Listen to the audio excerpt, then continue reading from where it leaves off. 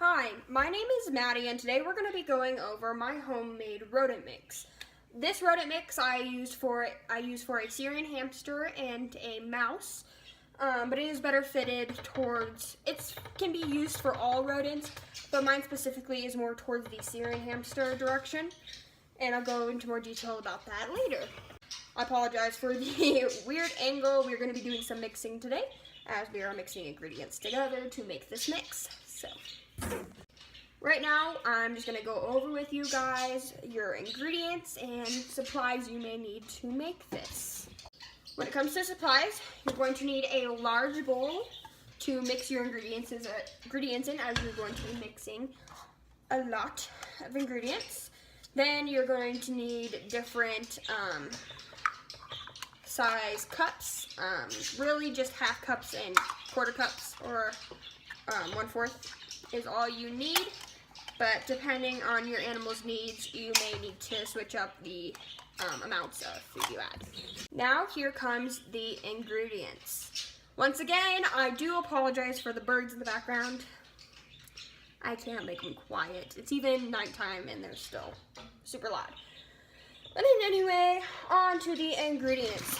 The first ingredient I use is a oxbow feed. If you might have seen my other video on rabbit pellets and rabbit nutrition, you may have noticed that I mentioned heat press pellets aren't the best, but when it comes to this brand, I find that it works really well for what we need to use it for. And this is a hamster gerbil mix, so this is okay for hamsters. But the ingredients in it, and amounts of fat and protein and fiber are really good for my mouse's needs as well. Not necessarily all mice, but just my mice, her specific needs, because she's a little bit older. So this is why I use this. If you were to be making this mix for a hamster and a mouse separately, you would want to use a mouse mix and a hamster mix. So that's that. Now comes for the fun stuff. We have organic rolled oats, completely plain, just plain oats. Everything you want, non-salted or no added sugar. These are organic green split peas. This is organic quinoa. This is organic flax seed. Organic rice puffs, and you want to make sure there is no added sugar in this. That is very important because you don't want to be giving extra sugar to your animals where it's not needed. Next, I'm using these veggie curls. Any veggie pasta will work. This is just what I found my animals like the most, so this is what I use. This is raw sunflower seeds, so no extra sugar or anything like that, just plain old sunflower seeds. This is also the same thing, except pumpkin seeds, so these are just raw pumpkin seeds, no extra sugar or anything like that. Next, I have dried mangoes, which have no extra sugar, so it is just plain old dried mangoes. And I usually also add plain old, just no sugar added, dried cranberries, but I could not find them this time, so we're gonna have to go without them. Next ingredient is dried mealworms. Any dried mealworms will work. And then last but not least is dried parsley. So first we're going to start with everything that needs 1 cup of ingredients. I'm gonna set my bowl here in my lap. This is not the most professional way to do it or the easiest way, but it's what's gonna have to work. And I actually do not have a 1 cup measure. I only have 2/3, so I'm just gonna be using 2 half cups. So, things that need a full cup are the rice puffs, the noodles, or the pasta, quinoa, oats, flaxseed, and your animal's mix. Alright, so now we're going to mix 1 cup of each of those ingredients I just showed you, or in my case, a half cup. So I do have my bowl here, and I'm just going to be dumping it in there. First, we're going to start with our rice puffs. 2 half cups. Now we're going to move on to our veggie pasta.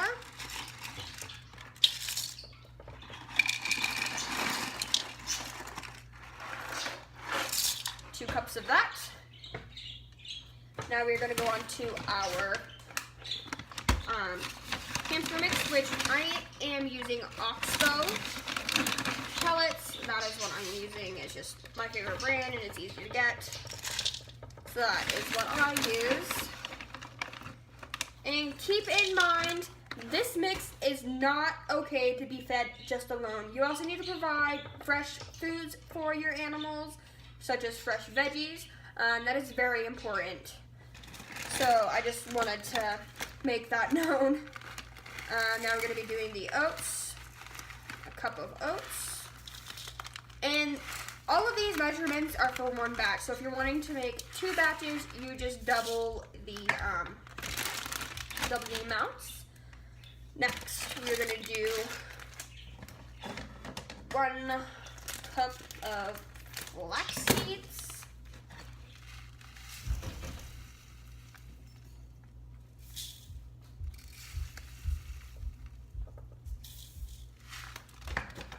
And then last but not least, we are going to do 1 cup of the quinoa. Just like so. So here is our mix. We can start by mixing all of this up in here. And these are kind of our main mix.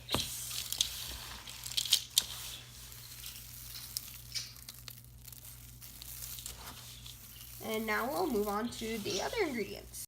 All right, now we're going to be moving on to the ingredients that only need a half cup.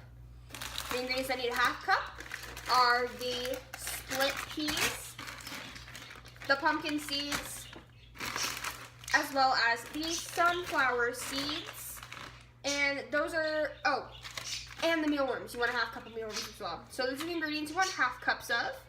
So I am just going to start adding those in right now. I have my half cup measurement right here. Usually I do a little bit less than a half cup for the seeds, just because they are really fatty, and I do have really large pumpkin seeds and really large sunflower seeds. So I do a little bit less than a half cup. And those get mixed in like so. Next we have our sunflower seeds here. Same thing again, I do a little bit less than a half cup, but for the most part it is a half cup. So there we go, we have the sunflower seeds. Those get added in. Next, we have our split peas, which I have to say are like one of my most favorite things in the whole world. I love how they feel. It's like oddly satisfying. And I do a full half cup of these guys. Those are fine. Not as fatty, but they're still pretty. That's why there's only a half cup. So I have that full. And you pour those in, and then we would just mix and mix and mix until it's all mixed up. In that last clip, I forgot to add the mealworms. You guys were probably just sitting there yelling at me like, you just said you're gonna add mealworms and then you didn't. So now I actually have the mealworms. And I do a little bit less than a half cup of the mealworms. My hamster does not really seem to like the dried mealworms, but I add them in there anyway. And if she eats them, then she eats them. That's great. So I added those in, and then again, I will mix it up. But after I add in these mealworms, I want to be a little bit more careful with the mixing because the mealworms are really easy to break and stuff. So now it is time for the last ingredients, which is the dried parsley and the dried mangoes. This would also include your dried cranberries, or if you do have dried mulberries. I do not have those today, but they are also an option. So when it comes to the dried parsley, you're going to do a 1/4 cup, and if we were to have dried cranberries or dried mulberries. We would also want a 1/4 cup of those as well. And when it comes to the mangoes, you only want an 1/8 cup. Mangoes are very, very sugary and definitely not the best food to add. Like, they're still fine for your animals and they're good and they're a good source of fruit and stuff, but you definitely want to add a lot less of them. Alright, so now I have my dried parsley and we are going to do a 1/4 cup of that. See, it's very full. And you're going to spread that in there as well. Then add a little bit of green to the earthy smell to your diet, to your animal's diet.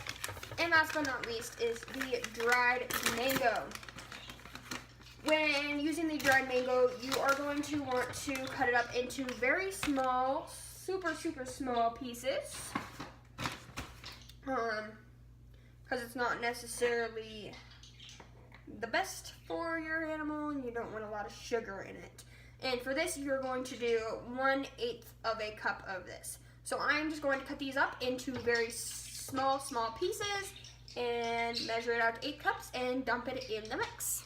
So I have my 1/8 cup of mangoes and we're just going to add those bad boys in and mix and mix and mix them in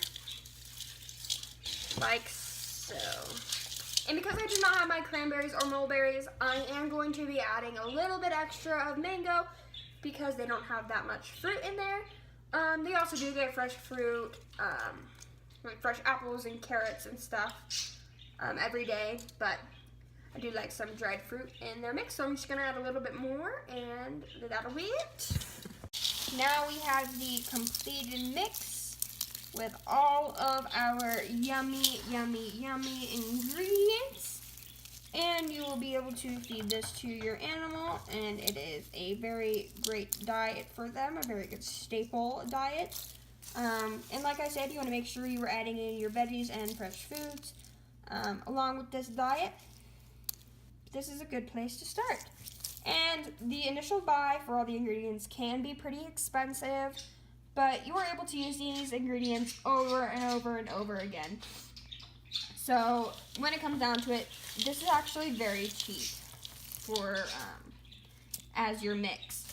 I got all of my ingredients either online or from a store called Vitamin Cottage, which just sells a lot of natural organic things, organic foods and everything like that. So that's where I got most of mine. So yeah, and once you have finished completing your mix, you're going to want to put it in a container that will keep it fresh and keep it nice, tight, and closed so that it does not go bad, and it stays fresh for your animals. And after you do that, you just feed it, and that's all you got. I wanted to thank you guys for watching, and so sorry about the interesting angles and everything like that, but I really hope this video helped you out.